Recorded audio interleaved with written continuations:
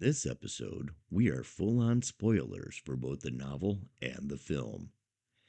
There will be a warning with a countdown for any potential spoilers for later books in the series. Hi, Max. I'm Bill, also known as Matt Stagger, and welcome to What the Adaptation. Today we'll be doing another Stephen King adaptation, this time Dreamcatcher. So, what'd you think about it, Max? There were parts I really enjoyed. Parts like the ending were honestly, this is probably one of the another examples where King actually wrote a better ending. I can agree with that 100%. One of the Yeah. few times he's proud to write a better ending. Yeah, when we get to the changes, we'll talk about that. So, what are Yeah. this movie's bona fides? Who directed? Lawrence Kasdan wrote, or sorry, not Kasdan. I don't know why I clicked him twice here. Directed is oh, sorry, he's a writer and director of this episode. Okay. My bad. Lawrence Kasdan directed and wrote this one. Surprisingly, he's a writer of Raiders of the Lost Ark. Really? I was surprised on that one. Yeah, me too. Writer for Silverado. I Wyatt love Earp, that movie. the Big Chill. Yeah, he's got some interesting stuff on here. If you check out his ratings credits, director, he has Light and Magic. Glad to be happy about that. Yeah. Mumford, Dreamcatcher, French Kiss, Silverado, Big Chill, Body Heat. The other writer was William Goldman. Okay. He has some interesting, weird ones that have something to do with like the Princess Bride short film and like a home movie, The Princess Bride. I have no idea what those are. Okay, I don't like anybody Yeah. messing with my childhood, so I'm gonna ignore that because I don't want to know. You can't mess with a classic like that. It says he wrote the screenplay for Dreamcatcher, the screenplay for Hearts in Atlantis, That's a good one. the screenplay for The General's Daughter. So I'm That- kind of getting a feel for he might have done some of the military aspects because Yeah. next one's Generals. the screenplay for Absolute Power. Okay. Yeah, So I'm I'm kind of seeing getting some a of the theme. military feel from this guy. Screenplay for The Princess Bride. Shows me what I know. Okay, no, that's fine. I mean, yay, hallelujah, and I'd kiss you if I could. But I mean, if he's doing home videos and putting them out there of the Princess Bride, I'm gonna be upset. He also wrote Heat, Okay. Marathon Man. So this movie's got quite a few big names attached to it. That's Well, just yeah. the writers and directors. I mean, you look at the cast. The cast is amazing. I'm just Morgan packed Freeman. with quality actors. Yeah. Jane Morgan Thomas, Freeman. Yeah. Morgan Freeman. Thomas Jane, or Thomas, you already said Thomas. I mean Jason Lee, who a lot of you will recognize from Chasing Amy, Mallrats. And Damian Lewis, who a lot of people will recognize from Band of Brothers. Timothy Oliphant from what was it? Justified. Justified. Donnie Wahlberg. Yes. Some of the other people in here, but Um, not nearly as well as like the main set cast. Owen is Tom Sizemore. I do know Tom Sizemore. A Rosemary Dunsmore. I think it's Does that play Duddits' mom? I believe so. Like I said, this show has an amazing cast, and it had I believe, a really sizable budget. What was it? Do a quick search here. Yeah, I mean the special 68 effects. million budget. The special effects weren't horrible by any means. You know, They actually kept up. yeah, Like even today, they could have passed for today. I agree. I watched it again today, and I was like, this doesn't look half bad. There are some sections where you're like, that didn't age well, like some of the helicopter shots. Oh yeah, with the ship and the fire. When you get that, there are some layering issues there that I'm like, oh, yeah, like, that stands out now. This stuff right here. Oh, I love that. The Ripley. And I love great. the fact that they called it Ripley. after Sigourney Weaver and Alien. Yeah, I Sorry. have to say overall, I enjoy this movie. Mhm. Is it great? No. No. Is it good and entertaining? Yes. I mean, at least I think it is. Imagine if we had smell-o-vision. No, no, no. Especially from the book descriptions of the starter fluid, sort of rotten banana. No, no. That kind of leads us to the first question: is what was changed from the source material, and did those impact your enjoyment from the film? Honestly, the very end. I mean, Yeah. you made Duddits an alien. I mean, I get it. It kind of works. And if you hadn't read the books, you probably thought, "Oh, okay, that makes sense." Mm-hmm. Um, but yeah, that's just I didn't see it coming the first time I watched. I remember being like, "Wait, what?" The only reason in the movie they had, what was it? It's either Henry or Pete had said something along those lines. It's like I always Yeah, felt like he was an alien or something. And like, yeah, yeah, it was Pete. yeah, Pete, when he was talking to the lady who's dead, he hmm, doesn't know she's dead. yeah, She's got the blown out pants seat from the shit weasels. I mean, yeah, I'm sorry, that's what they're called, folks. yep.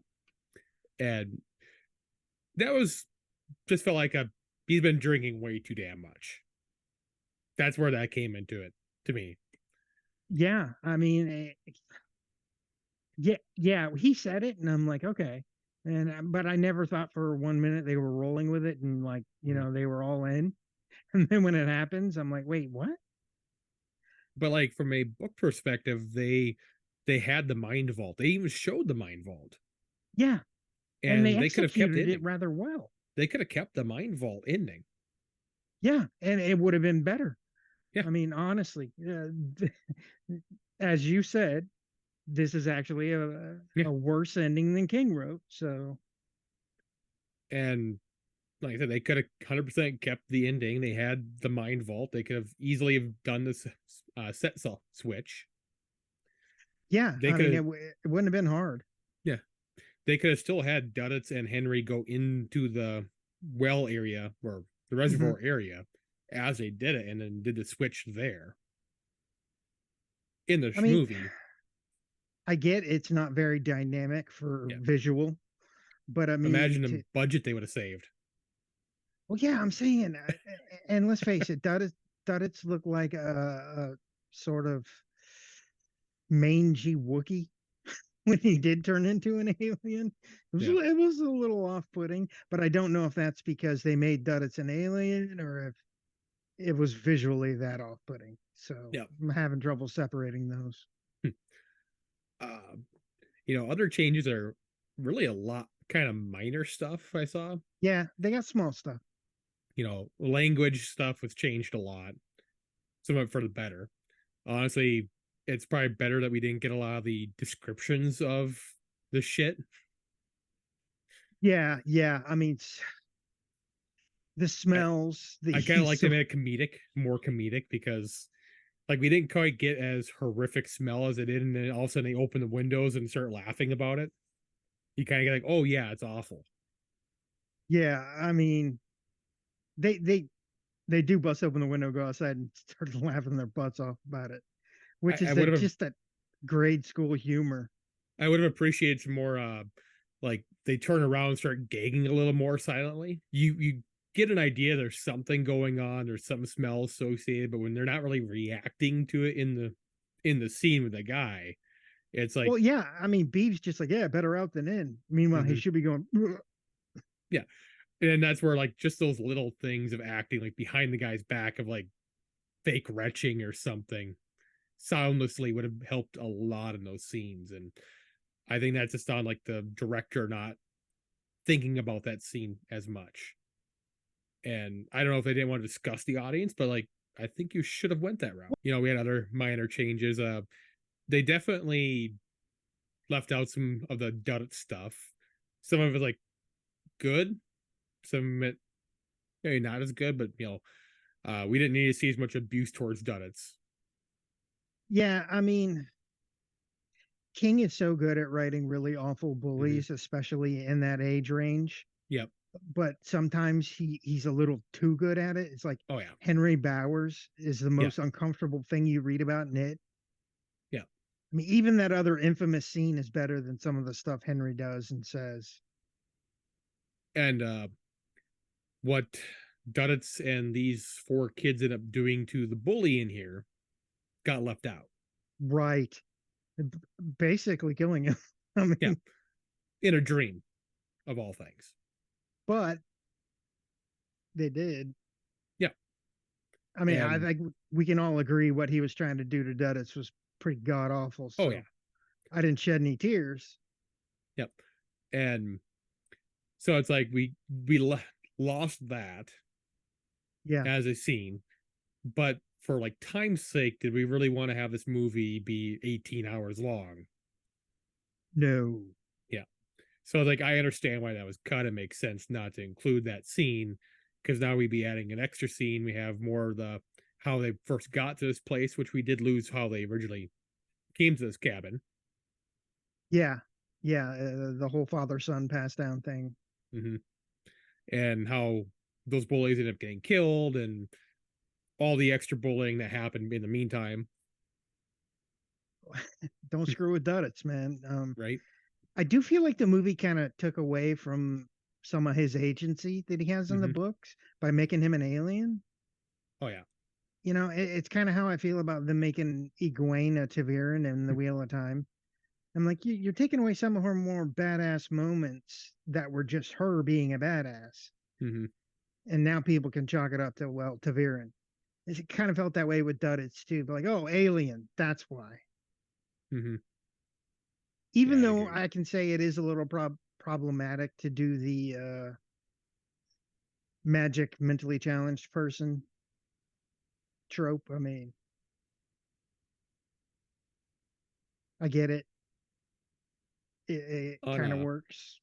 casting wise, it's almost like I can kind of see why they didn't necessarily cast someone that was from that demographic. Yeah, Because like it would I don't would really have been want to have difficult. someone bully them. Yeah, That no, can be I mean, very troublesome. well, especially given the ages, you Yeah. know. And I it's like, mean, you're gonna have some CPS stepping in to have a little chat with you. and that's kind of where it's difficult. It's like you have some of the newer movies where they start casting people actually from that area, that Yeah, demographic, or with those disabilities, and it's great.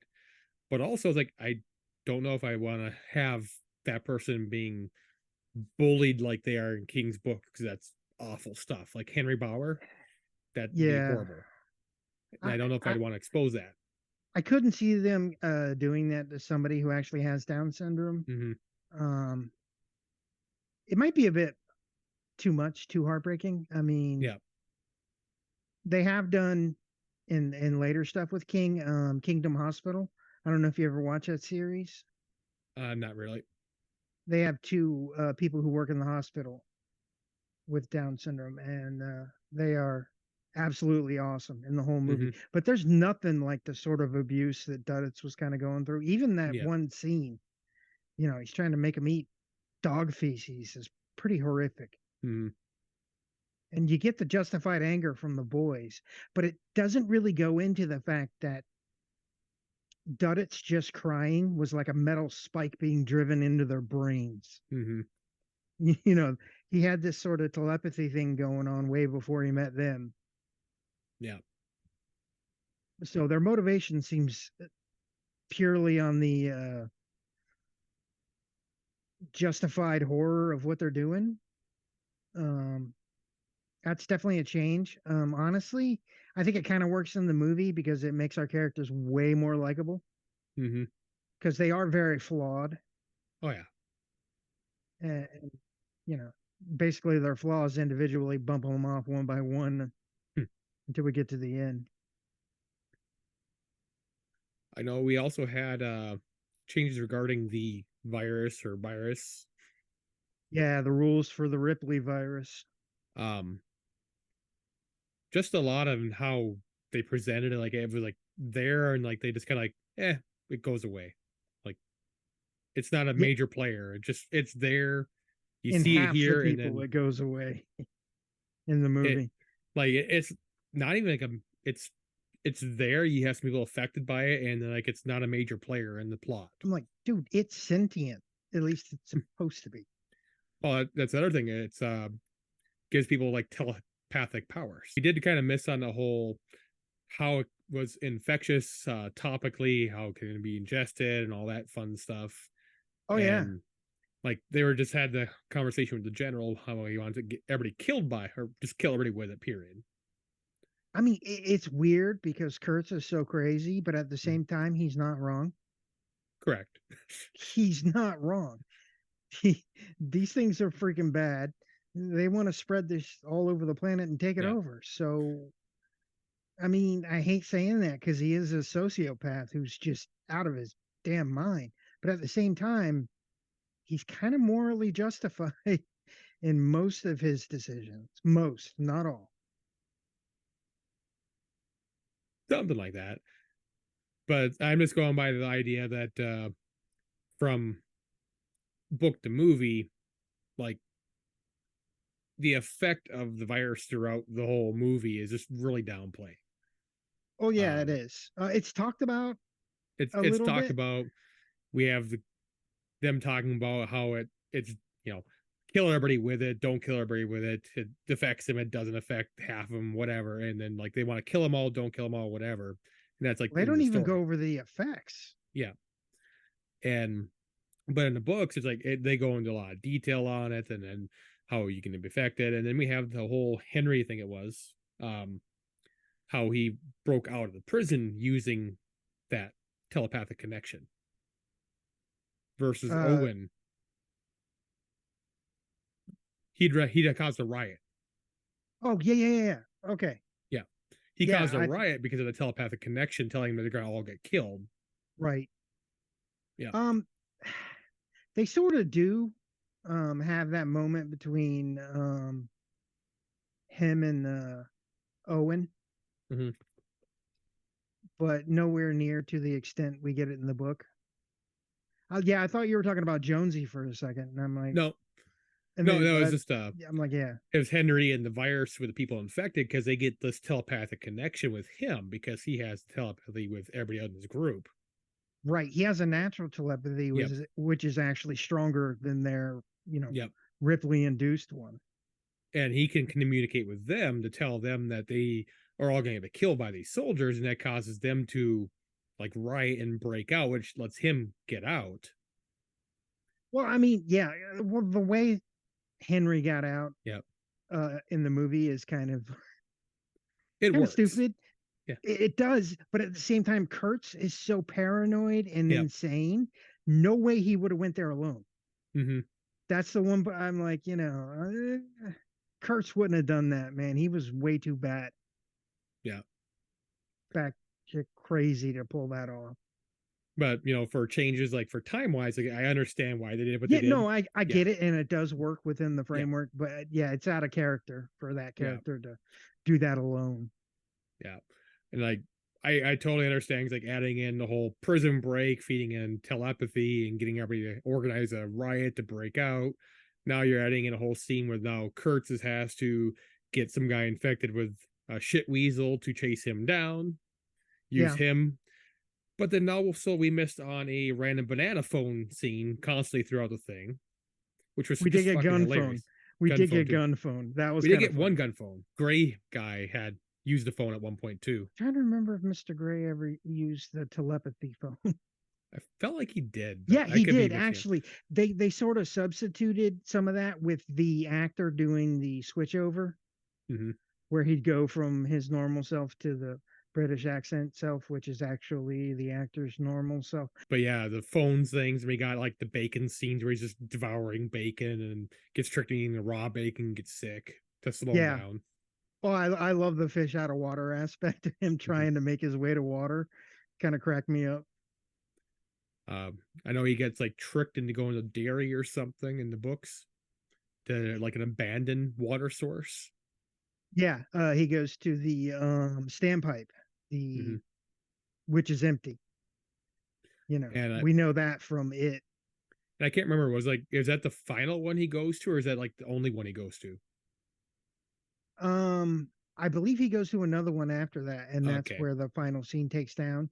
But yeah, it's hilarious that they get him to go to the standpipe in Derry, Okay. I knowing wasn't that. clear on that in the original read of the book. If they went to Sam Pipe and then he was like, "I'm gonna put it here," and like everybody's in a hurry to not get the thing, and like, but there's nothing there. Let him do it. Yeah, yeah, that was the whole point, was for him to waste his time since he had Yeah. such a lead going there. Yeah. I do wish they could have worked in the Pennywise lives from the I, book. I I would have loved to like seen the Pennywise clown balloon at one point while they drive by Derry. Well, they have the statue in the book, and somebody had spray painted Pennywise lives on the Mhm. base of the statue. Like in the movie though, I would just love to see like they Oh drive yeah, by that would have been great. but awesome, but no, they didn't do that tie-in.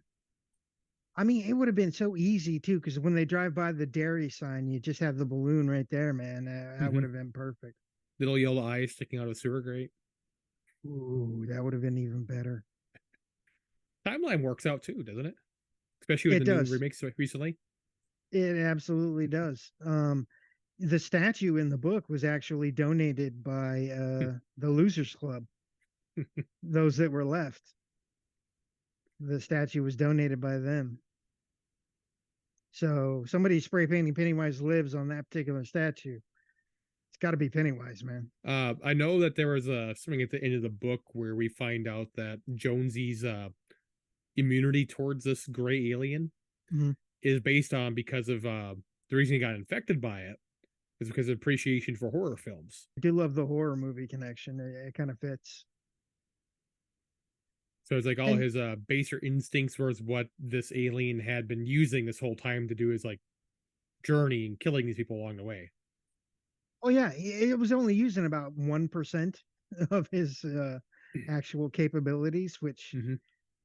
I think the movie did a really good job of differentiating when he's Jonesy and when he's Mr. Gray. Mm-hmm. I do like what they did there. But yeah, I think in the book, Mr. Gray was a little more fish out of water, stumbling along Mm-hmm. than the Mr. Gray in the movie. One in the movie was pretty effective. Yeah. And it's like, you know, in the book wise, it's like all its memories and actions are based on Jonesy, his memories, his actions, his thoughts. Yeah, it has to be because that's the only human he's had any interaction with. Mhm. So, I'm not sure how the shit weasels and the grays coincide because like they turned like this mist. yeah. Yeah. See, I didn't get the whole head explosion thing because Mm-hmm. we never see another one do it again. Mm-hmm. They're weird. Granted, they're all dead because they blew themselves up on the ship, but Yeah. there's never any explanation given on how it can destroy its own physical form and Yeah. invade. Mm-hmm. They're weird. You know, Like, like that stuff doesn't like the cold. yeah, which is And weird like because they they crash crash in the in, worst place yeah, possible. Maine in the middle of winter. Yeah. Like if they slanted like Mexico, it'd have been like worst case scenario, nuke the place. Oh yeah, or Florida. For me, like the only enjoyment that impacted was like the ending, like you said. Yeah, I mean Uh, that's my main one. I mean everything else was sort of quibbled and wasn't clearly defined in the books, so mm.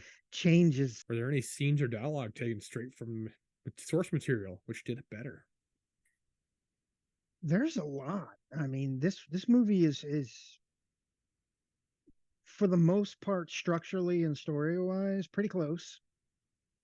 One of the closer adaptations of King's work. My favorite though, geez. It doesn't have to be favorite. It could just be, you know, were there any scenes that had straight Well, from I the mean dialogue or the animal stampede. oh yeah. I love that scene in the books, I want to and know I how they loved it did in the that. movie. That didn't look like CGI. It didn't. The bear didn't look fake, and I'm like, that looks like a bear. I'm kind of wondering if they just got these animals somewhere and released them. Like you said, that was not CGI. That was I'm pretty Yeah, it positive didn't. those were animals. Yeah, they just sort of said, but I love that scene with the helicopter then swooping down. That whole scene is almost straight out of the book, including Beef giving them the finger. He did have some more colorful language in the book for the helicopter, other than the finger. So Mm-hmm. But for the most part, I love that scene. Um, some of the dialogue between Mr. Gray and Jonesy is pretty spot on. Like I said, they sort of did it with the actor switching back and forth, Yep.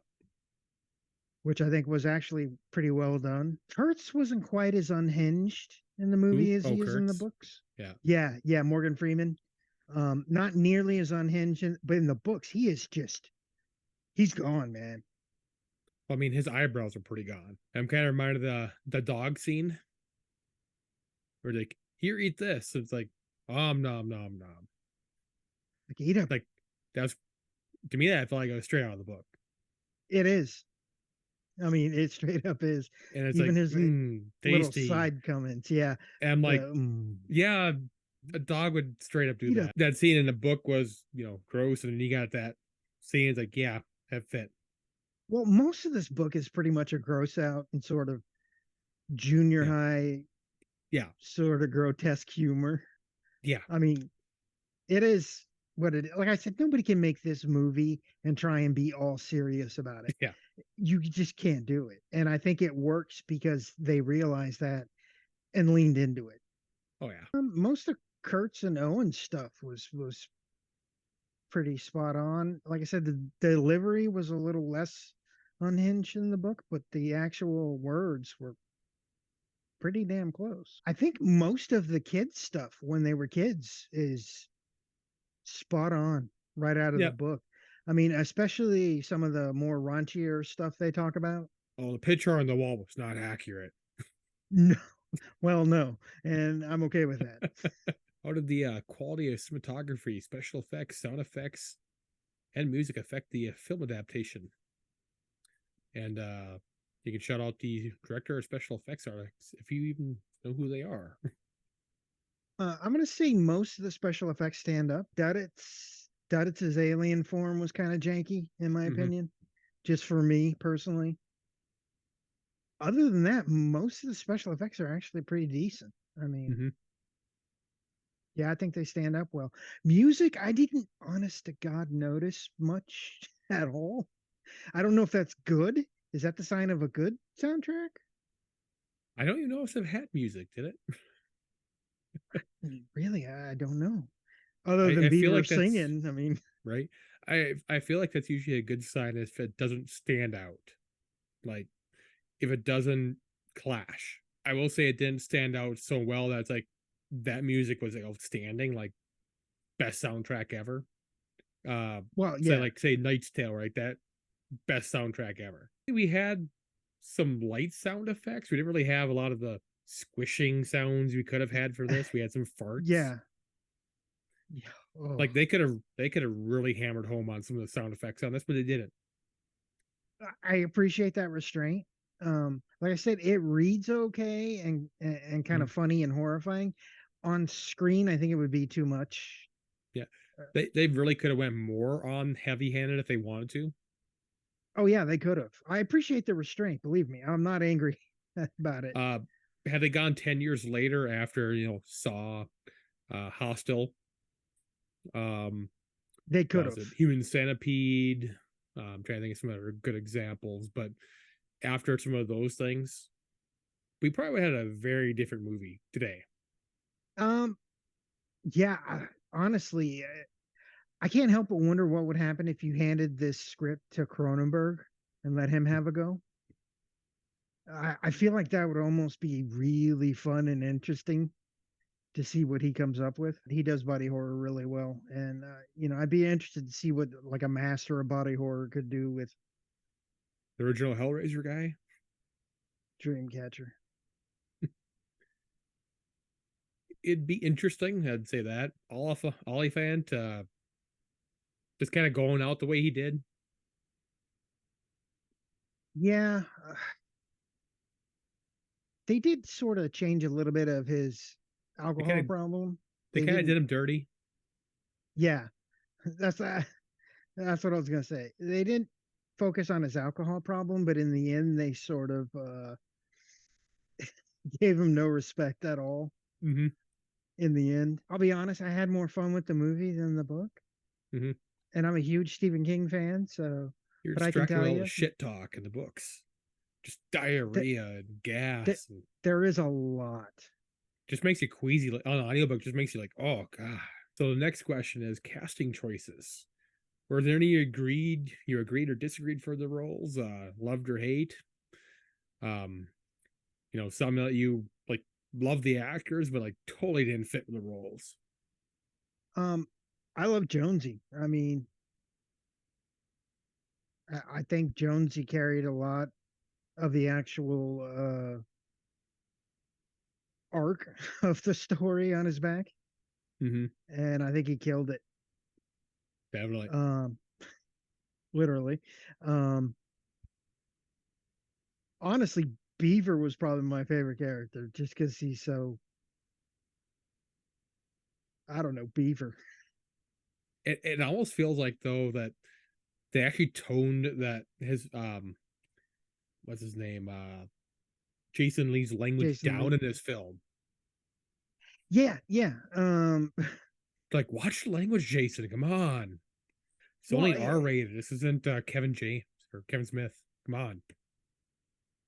it Drop the it F bombs. it does Drop feel a them. little more reserved than say Mallrats. What's his favorite word? Fuckaroo. That's a good one. But I mean, they have their own language and stuff Yeah. that they sort of use. Will that even get you flagged on YouTube? That word? I don't know. I said it, so I guess we'll find out because I'm not going to cut it. But yeah, it's like they the language that he uses is just like it barely feels like swearing from him. They really cut him back. It's so He's funny. very Uno like. Yeah. He can't go a whole sentence without cursing Yeah. in the books at all. I totally get why I picked him, but I love Thomas Jane as Henry weirdly enough. I did too, although I did find it weird that he didn't come off as nearly suicidal as he is in the book. Mm-hmm. I mean, in the book, he is this close to killing himself through the entire thing. Mm-hmm. And like I feel like Timothy Oliphant could have done that role just as well. Um, Agreed. Yeah. what was the other role he had did? Was it was Deadwood, wasn't it? Yeah. It was Yeah. in Deadwood I kind of and feel like Justified, yeah. the In TV like series. Deadwood, his eyes, I call him like the cryy eyes he has in Deadwood. His like anger, he's like his eyes like on the verge of tears when he's angry in Deadwood all the time. We're like, I feel like he could do that suicidal look very easily. Yeah, I wouldn't mind seeing those two roles swap to see what they did different with it. That would be interesting because I think they both have the chops to do Mm-hmm. either or. Yep. Uh, Thomas Jane, it is interesting to have him there. Just because of all the roles I've seen him in. And what was it? This was 2003 and like what was it? Punisher. Yeah, good Punisher not too long after that. And I kind Let's of see. loved him as Trying to Frank find the years Castle. for this. Why does he have so many Punisher roles? Come on, 2004, the next year. Yeah. So I wonder if this kind of led to that. Like just in role wise, like, oh, I have a gun to my head. Yeah, I could see it. I could see a casting director being like, okay, mm-hmm. And watching a reel of this and going, okay, he's got some range. we have that whole thing, and then but 2009 he did the show Hung, which I always just find hilarious. Oh God, I forgot about that show. That I saw that in what, HBO or something, and it's like Yeah. every time I see Thomas Jane, it's the first show I think of. Okay, you got Hung, and then you got Punisher, Range? and then you got Hung, and then you got Expanse. Yeah. So it's just funny Wait, because is he in The Expanse? yeah, I haven't watched it yet. you So I'm haven't seen still doing the Expanse. books to get caught up to you guys. Oh, that's right, you haven't seen Expanse yet. Casting wise, back to that subject because we got Thomas Jane. Sorry, No, you're fine. uh We kind of briefly mentioned the whole Duddits casting thing because, today that's an issue with casting people in uh, disability roles of not being disabled. Right. And like, because of everything with that role, it's like, I don't know if I'd want to cast someone in that role that is disabled because of what happens to them. And I don't know Okay. about young Duddits.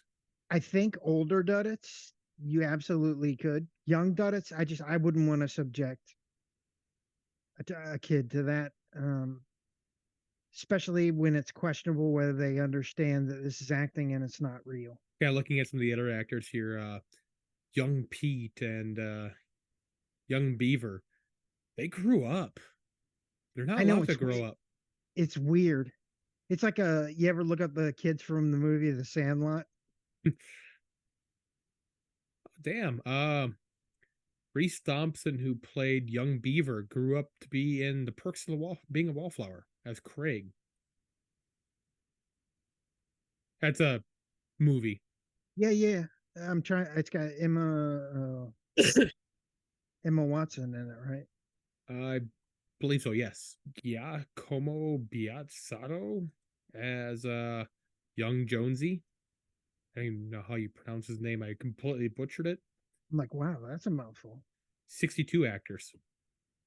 Apparently, he's Jerome in The Good Doctor. Holy crap! Really? That's Jerome.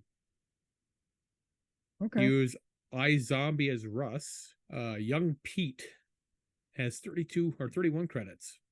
nice. Casting wise, fantastic cast. Yeah, outstanding.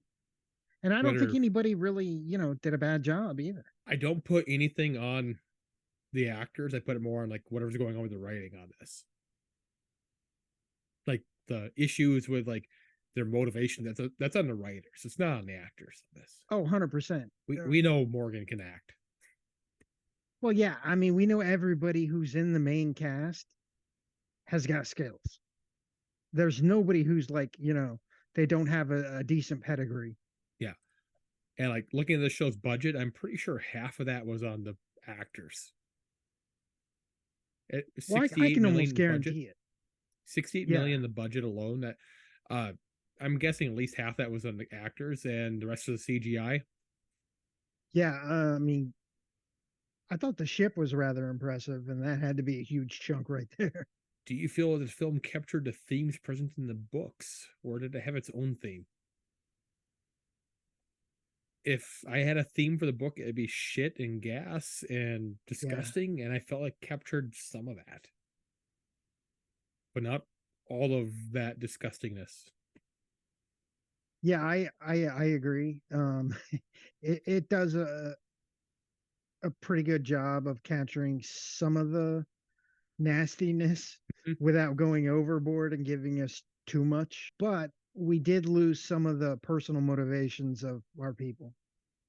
I Yeah. mean, Henry in particular, I think is sort of underdone in the movie. So basically, we lost the alcoholism, we lost the traumas, Yeah, I mean they maybe some downplayed. redemptions, maybe or revenge. Yeah, yeah, and I mean, Henry being so suicidal and sort of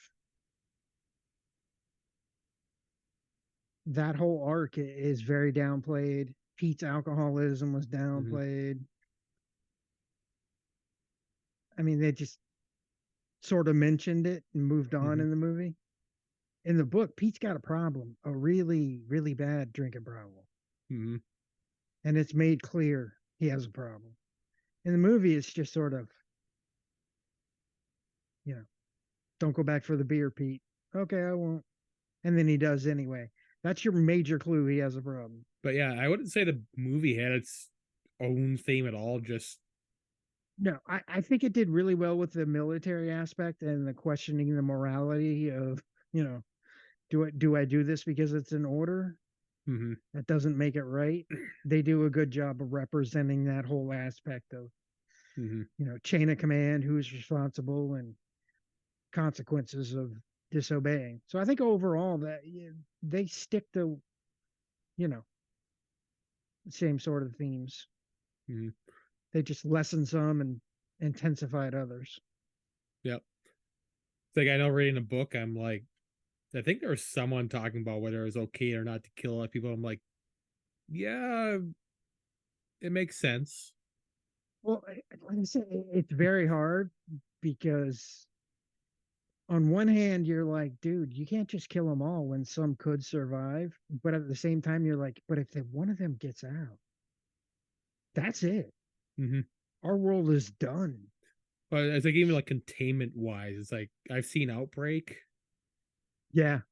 It's like Uh, I understand like you contain even if you don't do the kill part. Like I understand containment. Totally understand the containment side. I can understand not the killing side. But you definitely need to contain. at minimum. Yeah. You have to round up Yep. everybody in the area and get them in one location. And I can understand like maybe having containment within containment, which they definitely did not have. That I they just were remember we had in. like that big tent, like there were some people like had Ripley on them, some didn't. Like Yeah, I know. families is like, Well, yeah, it's like yeah, when they tell Henry to go inside and he's like, no, right, why the fuck would I do that? No. yeah, and it's like, yeah, it should have an option to like have containment with containment, but you know what, that's neither here nor there.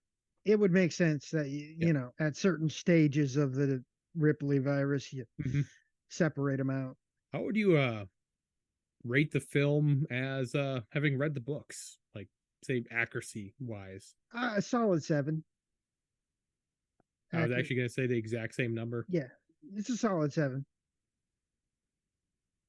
Um, as a standalone film, like having not read the book, like just as a movie, not rating, take the book completely out of the equation. How would you put the film? 5.5, honestly. I'm trying to think like how I felt about the movie before I read the books, I and like, I I base it off my wife because she's never read anything Stephen King. So her reaction is sort of how I do it. And she's like, it was okay. yeah, I'm trying to remember how I originally thought about the movie because like I definitely remember this scene the most, and Well, then that is the one that sticks in your mind. The guy who has to sit on the toilet and it keeps trying to force and its then way out. I don't remember much more after that as like remembering wise. So honestly, probably like that same 5, 6 range, five and a Yeah, it half. makes sense. Uh, honestly, it's ironic because there's another movie similar, Slither, I think it was, Yes, Nathan Fillion. which might have done some of this a little better. It did in a horror aspect absolutely do it better. Yep. Yeah, I can 100% agree on that. So taking both those scores into consideration, does that change how you rate the film out of 10? Um, I'd probably drop it down to a 6.5, I think. I mean, it does lose a little points because, The like I said, ending?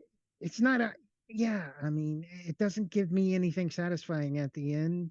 Mm-hmm. It just sort of ends. At least in the book, we get an afterward. We Mm-hmm. get to find out some of the stuff that happens afterward. This, there's no satisfying conclusion. Yeah, I'd agree. We So, didn't even get like a post-credit scene or anything. no. And I stuck around for one. Like, Damn you, damn it, Marvel. right? I think that actually is yes. That's the worst part. Is like, damn you, Marvel. Yeah. Sat around for the credits. Like, is there something, some gray man, something? A little guy walking around in the vault at the end. Nope. I mean, that would have been awesome to see one of the little baby ones slithering under the door or something. Right. Um. Honestly, I think we're in complete agreement with these numbers here. Which is I Yeah. don't know if it's like a rare, I don't know, moons light, stars aligning or what. Well, I think it's rare we both see it exactly the same. And it's like it's so hard because like you kind of want to like the movie, but then the ending is just what it is. It's so unsatisfying. It's just like, really?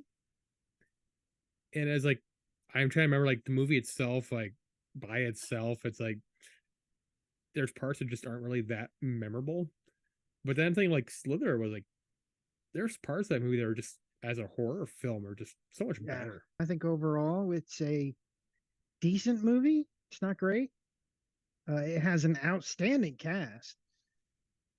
And yeah, so that was our thoughts on Dreamcatcher. Next week we should be doing the Shining miniseries. So we'll get to discuss whether a 100% book accuracy in a television show is a good idea. Sneak peek? No. Anyway, Max, thanks for joining me. I appreciate it. And see you guys later. And don't forget to be awesome.